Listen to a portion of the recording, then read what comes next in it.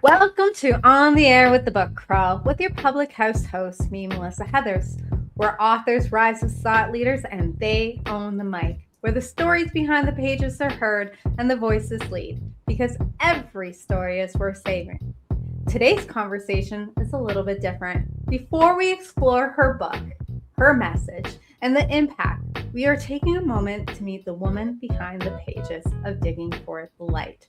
Our guest understands that some stories are not simply written, they are lived, carried, healed through, and eventually shared so others may feel less alone. On the Air with the Book Crawl, we welcome the beautiful Annah Elizabeth, author, speaker, healing advocate, and the heart behind Digging for the Light. Annah's work is rooted in the belief that while no one is exempt from suffering, everyone is entitled to healing. Through her words, experience, and willingness to speak openly, she creates space for meaningful conversations about grief, resilience, healing, hope, and what it means to continue moving forward towards the light.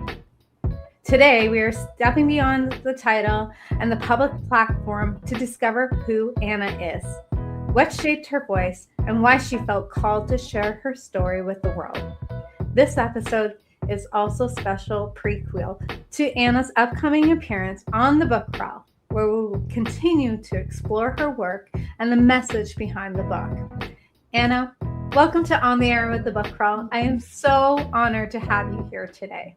Thank you, Melissa. I am so honored to be here and alongside you on this journey as it's unfolded for you and Thank for you. all your authors. Yeah, you've been here since the beginning, girl, and I'm so grateful.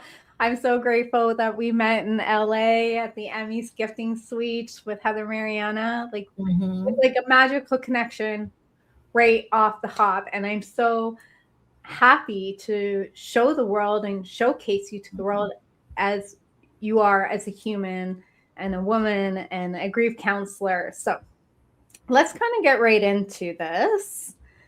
Before we talk about your work as an author, who is Annah Elizabeth beyond the titles, the book, and the stage? Well, I couple expressions to sum it up. I am a hopeless romantic.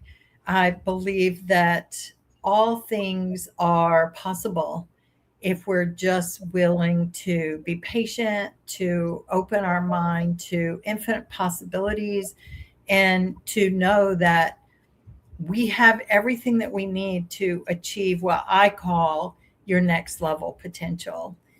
Um, yeah, I just really a deep believer in all things possible, and I lead life through curiosity. I always have. If you were to ask my mother about the millions of questions that I used to plague her with, she she might not call it curious, but I do. I always try to lead with curiosity and hope and potential. Amazing. That's amazing. I love your soul. Like I said, we had an incredible connection the first time we met. And I love beginning there with what you just said. Before an audience connects with a book, they often connect with the heart and the humility of the person who wrote it. So thank you for sharing who you are. Every voice is shaped by the experience, relationships, and the turning points that came before. So, on that note, what moments or experience in your life had the greatest influence on the woman and the writer that you are today, Anna?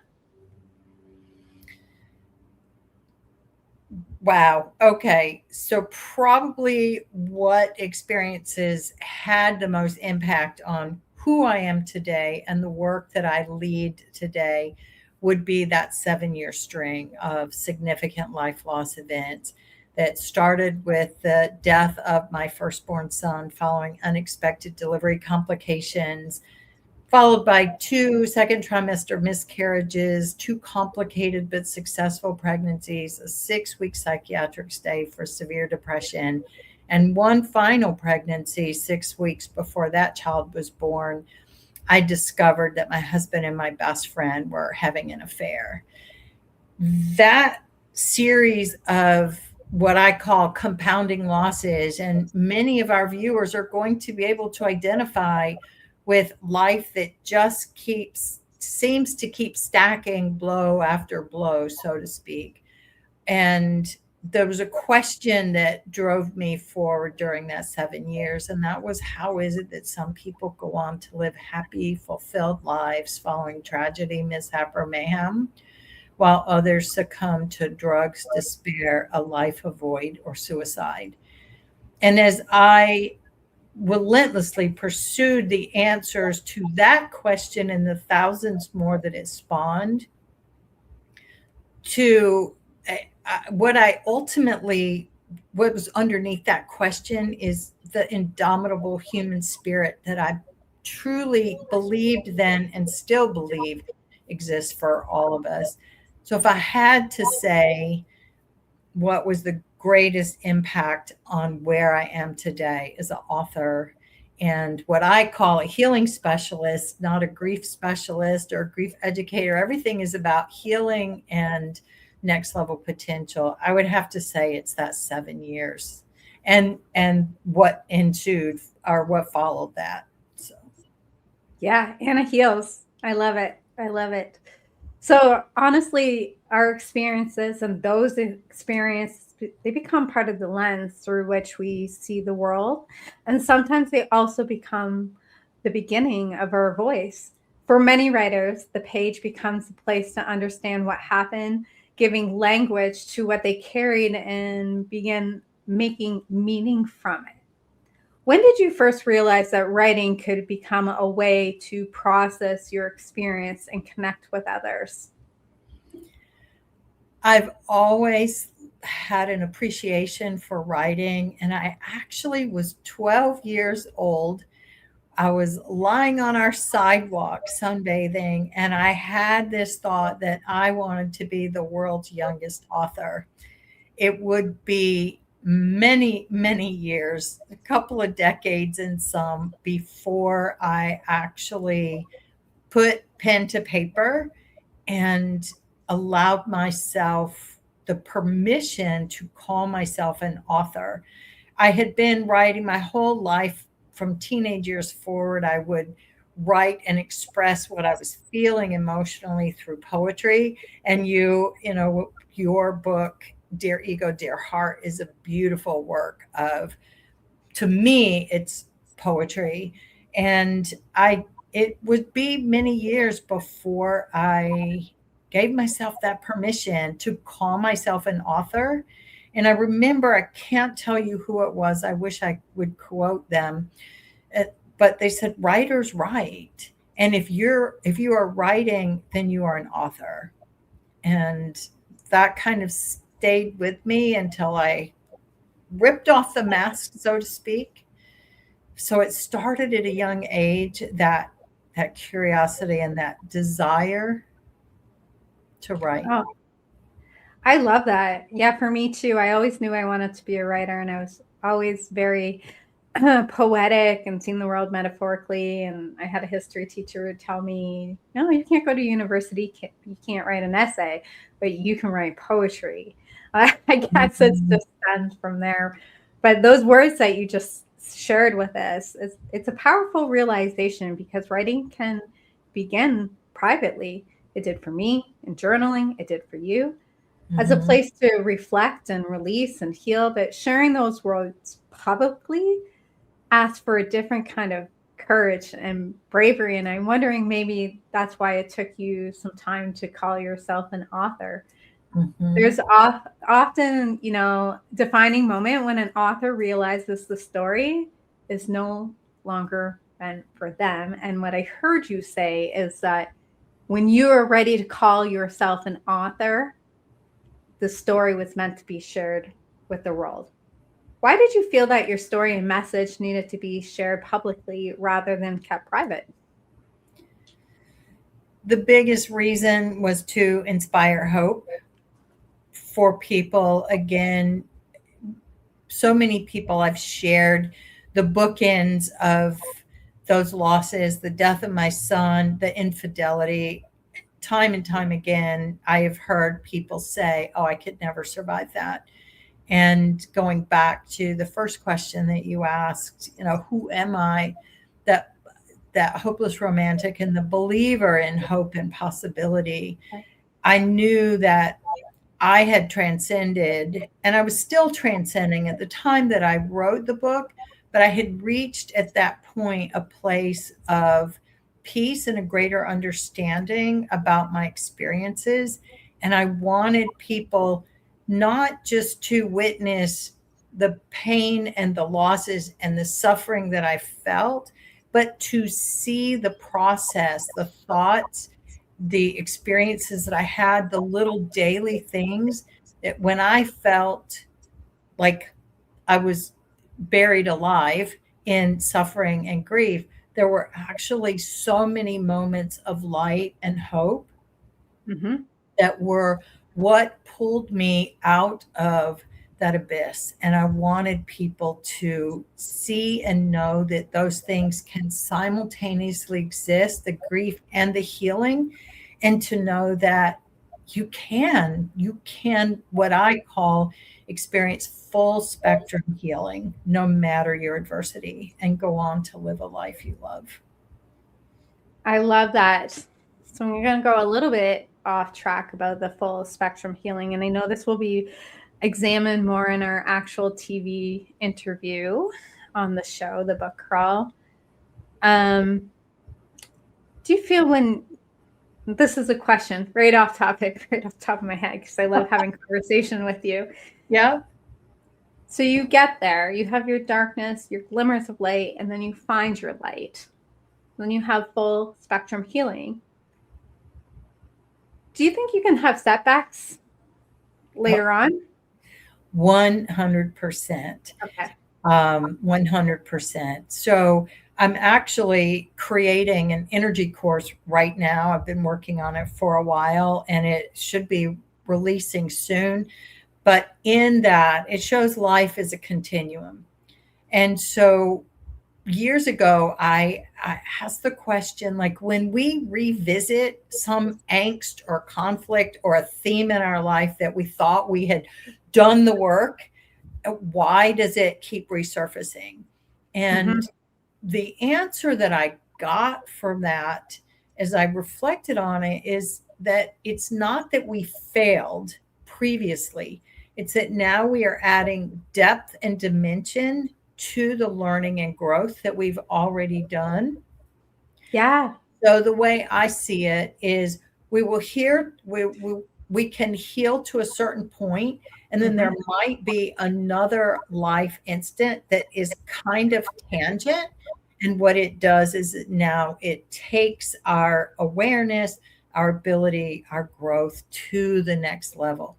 Yeah. We tend to use words like setback, failure, and I don't see it as failure or setbacks. I see them as opportunity for something new. Now, that said, I am definitely human on all levels. And so sometimes I have to go through that angst and that, like what? And then it's like, oh, okay. And what I found is each time we revisit a theme, what happens is our response time of healing and that remembrance and that recognition becomes shorter. Does that make sense? Yeah, it totally makes sense. I'll just be vulnerable. You know that I'm going through an experience right now. And I thought like 10 years ago, I was all, transcendent and ascendant. And I learned the exact thing that you shared that, okay, I'm at another level of transcendence and ascendance and evolution. And what a beautiful gift. And that comes from the darkness or the trials and the tribulations. And I'm now seeing it like that's a gift. I get to evolve myself as a human being better. So thank you for being the woman that you are and expressing that and sharing that in those very, very wise words. I appreciate the willingness to share that. It can become a gift, like I just said, to someone who may be walking through a similar season and doesn't not yet have the words for what they're feeling. As the audience prepares to meet you more deeply on the book crawl with your book, Digging for the Light, I would love to leave them with a true sense of the woman behind the message. As the audience again prepares to meet you on the book crawl, what is one thing you hope they understand about the woman behind this brilliant book, Digging for the Light? One thing I hope they understand about the woman. Wow. Okay, I have to think about that. You think about it. Let me ask you this. Okay. Why did you feel your story and message needed to be shared publicly? Oh my gosh, I already asked that, Anna. I'm so sorry. Okay. No apologies. We're human, right? We're human. That's right. And this is real time. So, okay, so let me ask you this off the top of my head. How powerful was your darkness to find the power of your light as a woman that went through everything that you endured and experienced? So that actually ties in directly to the answer that I came up with for your first question. So how powerful was that darkness? There were many months, possibly leading into a year or more, where I had suicidal ideation regularly, daily, where there were times when I spent good chunks of my day thinking about how I could leave this world by my own hand and make it look like an accident. And so that is, to me, those were my darkest moments. And ultimately, they came from a place of feeling that there was no hope, what I call despair, in the body of work that you'll learn on the book crawl itself. But a little teaser is this body of work that I developed actually wrote itself in the memoir. It would be a little bit of time before I recognized it. But that's where what I call despair is, where it's the absence of hope and possibility, which brings me back to who is this woman? The viewers can get a better sense. I am somebody who fully recognizes that we do live in duality. So a hopeless romantic. And yeah, I am also very idealistic to know that sucky things happen in life. Bad things happen to good people. Good things happen to good people, and vice versa, and all around. I fully embrace, at least I try to, every person with grace, with humility, with compassion, and all of those things for people's stories and their lived experiences. That is at the forefront of all the work that I do, that and possibility. And I'm what I call a solutions finder. And I believe that if we can be open to other possibilities and lead with curiosity, we can find our own way that is perfectly right for us. So that's a whole lot of words. Beautiful, though. Beautiful. I feel like we're going to have another conversation, whether it's on the book crawl with your book. I don't want to say too much about duality. It's a beautiful thing, duality. It can be. It can be. It can be, difficult with the despair that we feel from it. But it's like polarity. You can't have one without the other. And when you start to ascend and you become conscious, you understand the pull of duality and where it's coming from in your head versus your heart. Anna, the way that not to cut you off, sorry. No, that's okay. The way that as I was reflecting on it at one point in my life, the way that I saw it in my mind is that at creation, the atom split. Mm-hmm. And so we call it, and it's the scientific and spiritual laws of balance. Yes. We label them good, bad, dark, light. We label them those things, and yet they come from The whole. same place. Yeah, from the Mhm. whole. And we're all going to come to our own path of coming back to that whole by understanding what each of those means within us. Yeah. This has been a brilliantly beautiful and deep, meaningful conversation. Thank you. I'm going to close it out. I can't wait to have you on the book crawl. I can't wait to delve into your book. I've read it a couple times. Each time I take away something. So today we did not begin with the book. We began with the woman behind it, the beautiful Annah Elizabeth. We explored the experiences that shaped Annah Elizabeth, the moments that helped her discover her voice, and the courage it took to move her story from something deeply personal into something that could support and connect with others. We are reminded with this conversation that writing can be more than storytelling. It can become a place of reflection, a pathway towards healing, a bridge between people. And sometimes it becomes the light another person needs to find their own way forward. A heartfelt thank you to Annah Elizabeth for allowing us to meet the person behind the pages and share her truth, her heart, and the deeper purpose behind her work and who she is as a woman. And to everyone listening, this is your reminder. Your story does not have to be perfect to be meaningful. Your voice doesn't have to be fearless to be powerful. Sometimes the courage to shape where you have been becomes the very thing that helps someone else believe who they can keep moving forward. Be sure to join us, Annah Elizabeth, in our upcoming appearance on the book crawl, where we continue the conversation and explore the message behind digging for the light. This is On the Air with the Book Crawl, where authors rise as thought leaders, stories are heard, voices lead, and every story is worth savoring. Until next time, keep thinking it, keep inking it, and keep sharing it. Thank you, Annah.